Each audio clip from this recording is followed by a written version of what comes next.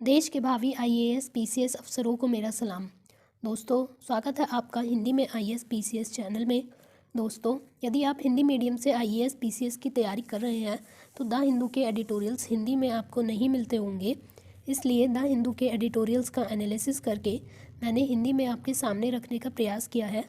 मुझे पूरी उम्मीद है कि यह आपको पसंद आएगा। तो दोस्तों, वीडियो को अंत तक ज़रूर देखिएगा। आज का एडिटोरियल शुरू करते हैं। आज का संपादकीय विश्लेषण है चीन की लुप्त हो चुकी कोविड रणनीति के नतीजों को संभालना। दोस्तों, आपको पता ही है अब एक और वेरिएंट कोविड का आ चुका है जो बहुत ही खतरनाक माना जा रहा है। तो उसी के संबंध में ये आर्टिकल आया है। लेख हाइलाइट्स।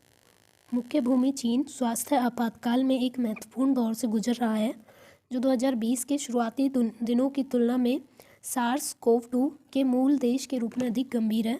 तो दोस्तों, जो पहले सार्स कोविड 2 आया था उसके मुकाबले जो अब दूसरा आया है वो बहुत ज़्यादा खतरनाक माना जा रहा है। और अभी तक जो जांचे गए हैं जीनोम के अनुसार इस वायरस का नाम BF7 है जो अब फैल रहा है। तो संदर्भ कोविड-19 के बारे में आपको पता ही है कि यह कोरोना वायरसों का एक बड़ा परिवार है जो सामान्य सर्दी जुकाम से लेकर अधिक गंभीर बीमारियों जैसे मध्य पूर्व श्वसन सिंड्रोम यानी MERS, middle east respiratory syndrome और गंभीर तीव्र श्वसन syndrome SARS, severe acute respiratory syndrome का कारण बनता है। कोरोना वायरस की पहचान चीन के वुहान शहर में 2019 में हुई थी। इससे निपटने के लिए जो देशों द्वारा रणनीति अपनाई गई है वो देख लेते हैं। तो पहली हो हर्ड इम्यूनिटी। दोस्तों, हर्ड इम्यूनिटी में क्या होता है कि जब कोविड हो जाता है लोगों को और उससे वो रोगों से लड़ने की क्षमता उसमें पैदा हो जाती है फिर तो उसे हर्ड इम्यूनिटी कहा जाता है। जिससे कि लोग जब किसी को एक बार कोविड हो चुका है तो उसमें वो अब ताकत बन गई है कि वो दोबारा अगर होगा तो उससे लड़ सके। यूज़ टू हो जाता है, मतलब वो इसे ही हर्ड इम्यूनिटी कहा जाता है। दूसरा है कि इस दृष्टिकोण के साथ समस्या ये होती है कि जो बुजुर्ग लोग हैं या कमज़ोर लोग हैं या बच्चे हैं उनकी ज़्यादा मौतें हो गई हैं। दूसरी है शून्य कोविड रणनीति, यानी कि लॉकडाउन लगाकर जो सीमाओं को बंद करके पूरा प्रतिबंध लगाया जाता है उसके ज़रिए रोकना। और तीसरा है टीकाकरण। तो टीकाकरण आजकल मतलब काफ़ी टाइम से हो ही रहा है। चीन द्वारा जो अपनाई गई रणनीति थी उसमें जीरो कोविड रणनीति थी।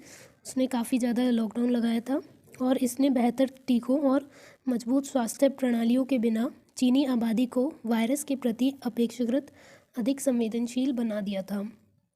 वर्तमान में जो मुद्दे चल रहे हैं हमारे भारत में जो मुद्दे हैं उसके संबंध में डाटा है। एक बार ये डाटा आप देख लीजिए और आप चाहें तो इसे अपने मेंस के आंसर में डाल सकते हैं। इस डाटा को 8% वयस्क ऐसे हैं जिन्होंने वैक्सीन की दूसरी डोज नहीं ली है, वो मिस कर चुके हैं डोज। 73% जो वयस्क हैं उन्होंने अभी तक बूस्टर खुराक नहीं ली है। 60% बुजुर्ग हैं जिन्हें कवर किया जाना अभी बाकी है। पर ये जो डेटा ये विश्वसनीय उतना नहीं है, विश्वसनीय डेटा का अभाव है हमारे पास। जो हमें डेटा अभी तक मिला है वो यही है। जो लहर ये चल रही है उससे कैसे निपटा जा सकता है। तो पहला है बूस्टर कवरेज का विस्तार करना। जो थर्ड डोज है बूस्टर डोज उसका हमें विस्तार करना चाहिए, ज़्यादा से ज़्यादा लोगों को लगवाना चाहिए। दूसरा है निगरानी को मजबूत करना, यानी कि देखना कहाँ कितना केस हो रहा है, कैसे हो रहे हैं और उनके लिए मजबूत स्वास्थ्य सुविधाएं प्रदान करना। तीसरा है एकजुट महामारी की तैयारी के लिए स्वास्थ्य प्रणालियों को मजबूत रूप देना। और है चौथा है हर महीने 2-3 मिलियन युवा वयस्कों को टीकाकरण करें। दूसरी जो खुराक है, जो सेकेंड डोज है, वो भी काफ़ी लोग लेने से चूक गए थे तो उन्हें भी प्राथमिकता दी जाए और सेकेंड डोज को लोग के बीच में लगवाया जाना।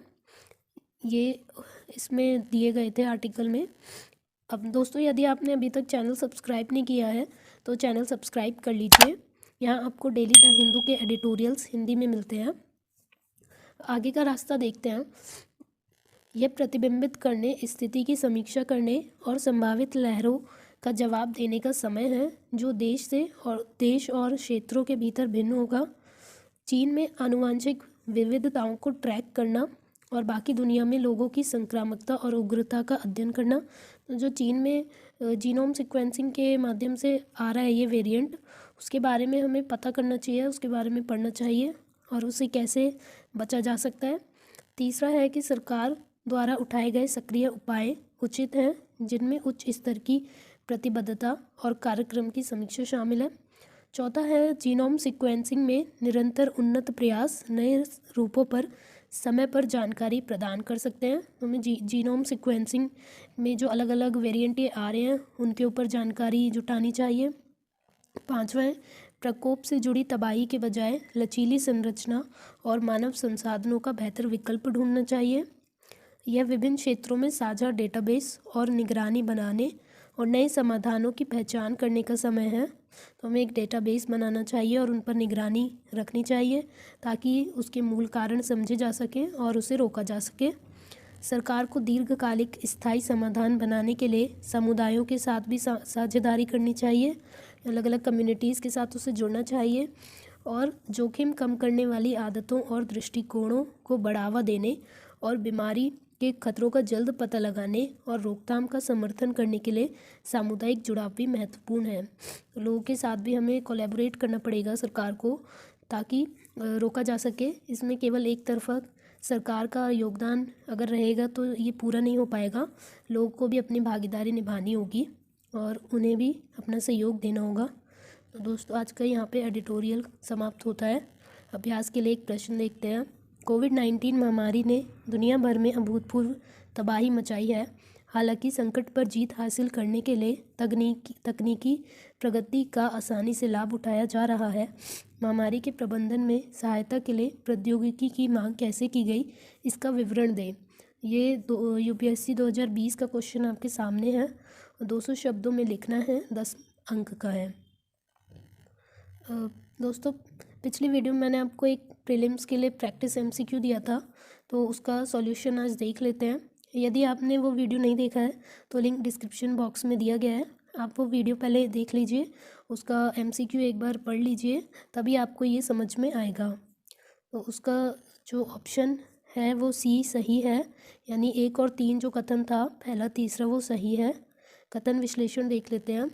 कथन एक सही था, NFSA में 50% शहरी आबादी है और 75% ग्रामीण आबादी शामिल है। कथन दूसरा गलत था, NFSA के तहत लाभार्थी परिवारों की 2 श्रेणियां हैं, अंत्योदय अन्न योजना और प्राथमिकता वाले परिवार, जबकि AYE परिवार के सदस्यों की संख्या के बावजूद प्रति माह 35 किलोग्राम खाद्यान्न के हकदार हैं। प्राथमिकता वाले परिवारों को परिवार के सदस्यों की संख्या के आधार पर खाद्यान्न मिलता है, यानी प्रत्येक सदस्य 5 किलोग्राम प्रति माह।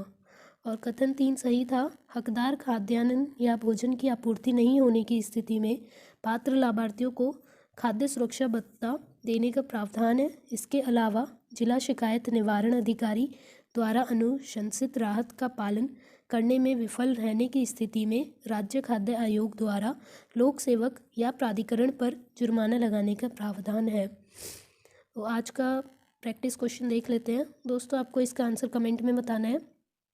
हाल ही में खबरों में देखा गया बम चक्रवात ज़्यादातर तब ट्रिगर होता है। तो ऑप्शन है समुद्र की सतह का तापमान बढ़ जाता है तब। दूसरा है हवा की गति बहुत बढ़ जाती है। तीसरा है वायुमंडलीय दबाव तेज़ी से गिरता है। और चौथा है विवर्तनिक गति होती है। तो इसका हम आंसर कल देखेंगे।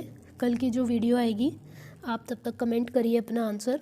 और दोस्तों इस वीडियो का जो PDF है आप उसका पासवर्ड भी लिख लीजिए, COVID-20 इसका पासवर्ड रहेगा। आप लिंक डिस्क्रिप्शन में दिया गया है, वहाँ से डाउनलोड कर सकते हैं। दोस्तों वीडियो पसंद आया हो तो लाइक करिएगा, अपने दोस्तों के साथ शेयर करिएगा और चैनल को सब्सक्राइब करिएगा। Thank you friends.